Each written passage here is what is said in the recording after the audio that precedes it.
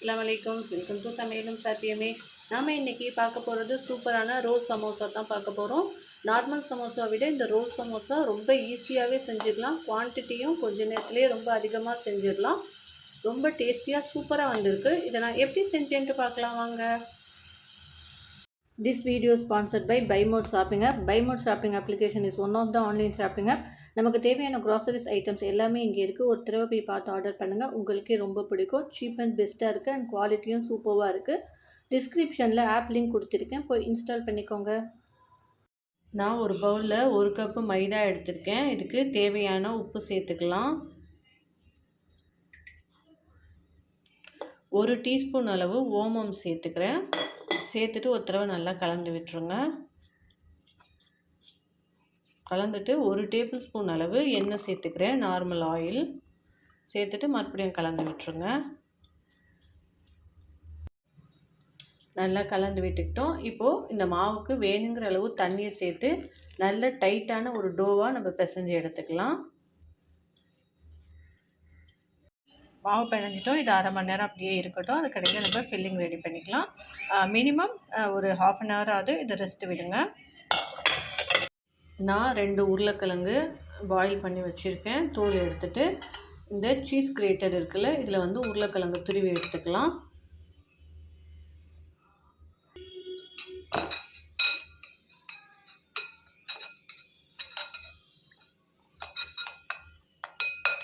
இதே மாதிரி எல்லாத்தையுமே துருவி எடுத்துக்கோங்க. நான் உருளைக்கிழங்க சீஸ் கிரேட்டரில் துருவி எடுத்துக்கிட்டேன். நம்ம மசிச்சு கூட எடுத்துக்கலாம். இப்போ ஏன் துருவுறோன்னு சொன்னால் ஸ்ப்ரெட் பண்ணுறதுக்கு ஈவனாக இருக்கும். நம்ம மசிச்சோன்னா ஒவ்வொரு இடத்துல கட்டி இருந்தால் நம்மளுக்கு ஸ்ப்ரெட் பண்ண கஷ்டமாக இருக்கும். அதனால தான் இதே மாதிரி துருவி எடுத்துக்கிறோம். இப்போ இதுக்கு மசாலாலாம் சேர்த்துக்கலாம். கரம் மசாலா 1 டீஸ்பூன் சேர்த்துக்கிறேன். மஞ்சள் தூள் 1/4 டீஸ்பூன்.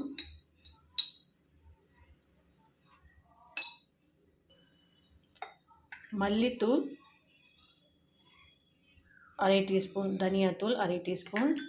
மிளகாய்த்தூள் 1 டீஸ்பூன் சேர்த்துக்கிறேன். காஷ்மீரி சில்லி சேர்த்துக்கிறேன். நான் பச்சை மிளகாவும் சேர்க்க போகிறேன். ஸோ அதனால் எனக்கு இந்த காரம் போதும். உப்பு இதுக்கு தேவையான அளவு சேர்த்துக்கலாம்.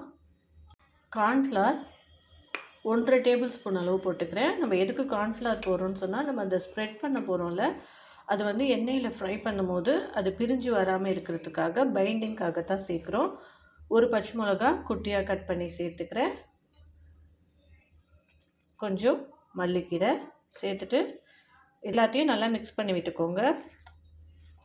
நல்லா மிக்ஸ் பண்ணி எடுத்துக்கிட்டோம். நமக்கு வந்து ஃபில்லிங் ரெடி ஆகிடுச்சு. மாவை மறுபடியும் நல்லா ஒரு வாட்டி பிணைஞ்சி விட்டுக்கோங்க. பிணைஞ்சிட்டு 2 இல்லை 3 உருண்டையாக, கொஞ்சம் பெரிய பெரிய உருண்டையாக போட்டுக்கலாம். போட்டுட்டு நல்லா சைஸ் பண்ணிவிட்டு நம்ம இதை வந்து வளர்த்து எடுத்துக்க போகிறோம். பாருங்கள், இந்த அளவுக்கு நான் உருண்டை போட்டிருக்கேன். இப்போது இதை வந்து நம்ம சப்பாத்தி கட்டையில் வச்சு வளர்த்து எடுத்துக்கலாம். அந்த சப்பாத்தி கட்டை அளவுக்கு வந்து நான் வளர்த்துக்க போகிறேன். ஏன்னா நம்ம வந்து ரோல் பண்ணுறதுனால கொஞ்சம் பெருசாகவே வளர்த்துக்கணும். அதே மாதிரியே திருப்பி திருப்பி போட்டு ஒட்டாத அளவுக்கு வளர்த்து எடுத்துக்கோங்க.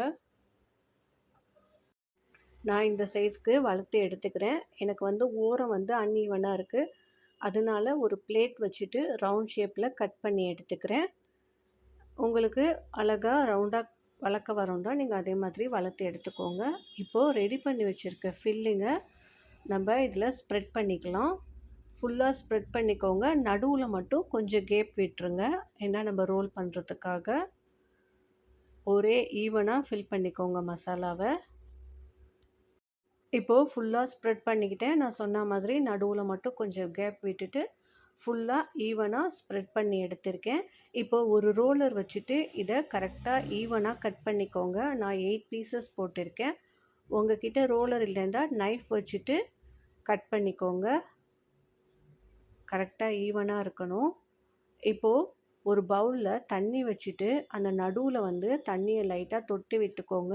ரோல் பண்ணுறது அது ஒட்டி விடுறதுக்காக, மாவு காயாமல் இருக்கிறதுக்காக. இப்போது நம்ம ரோல் பண்ணிக்கலாம். இதே மாதிரி தான் ரோல் பண்ணி எடுத்துக்கணும். நம்மளுக்கு க்ரோசாண்ட் ரோல் பண்ணுவோம்ல, அதே மாதிரி தான் இருக்கும்.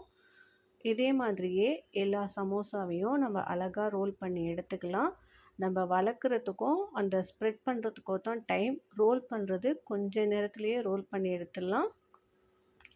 கொஞ்ச நேரத்துலேயே அதே மாதிரி அதிக சமோசாவும் நம்ம ரெடி பண்ணி எடுத்துடலாம். நான் எல்லா சமோசாவையும் ரோல் பண்ணி எடுத்துக்கிட்டேன். கொஞ்ச நேரத்துலேயே நிறையா நம்ம ரெடி பண்ணிக்கிட்டோம். இதே மாதிரியே எல்லாத்தையும் ரெடி பண்ணி நீங்களும் எடுத்துக்கோங்க. இப்போது இதை ஃப்ரை பண்ணிக்கலாம். அடுப்பில் ஒரு கடாய் வச்சு எண்ணெய் ஊற்றிருக்கேன். எண்ணெயும் ஓரளவு நல்லா சூடு வந்துடுச்சு. இப்போ இதை ஃப்ரை பண்ணி எடுத்துக்கலாம்.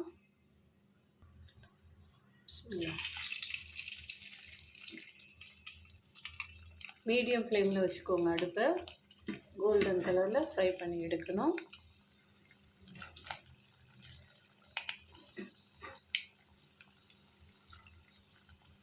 அந்த சைடு பொரிஞ்சிருச்சு. லைட்டாக பரட்டி விட்டுக்கலாம். அந்த சைடு பொரியிற வரைக்கும் எந்த டிஸ்டர்பும் பண்ணாதீங்க. அப்படியே ஃப்ரை ஆகி வரட்டும். இப்போது லைட்டாக திருப்பி விட்டு இந்த சைடு ஃப்ரை பண்ணிக்கலாம்.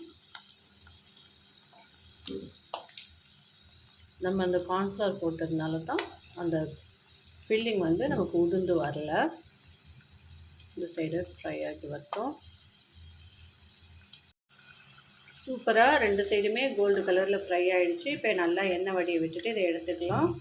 இதையுமே ஒரு வடித்தட்டில் தான் நான் வச்சுருக்கேன். எக்ஸஸ் ஆயில் இருந்தால் அது வடிஞ்சிரும். பாருங்கள், அல்ஹம்துலில்லா சூப்பராக வந்திருக்கு.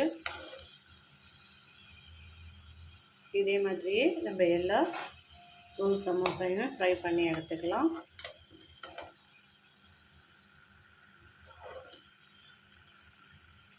இதே மாதிரி வடித்தட்டில் கொஞ்சம் நேரம் எடுத்து வச்சுருங்க.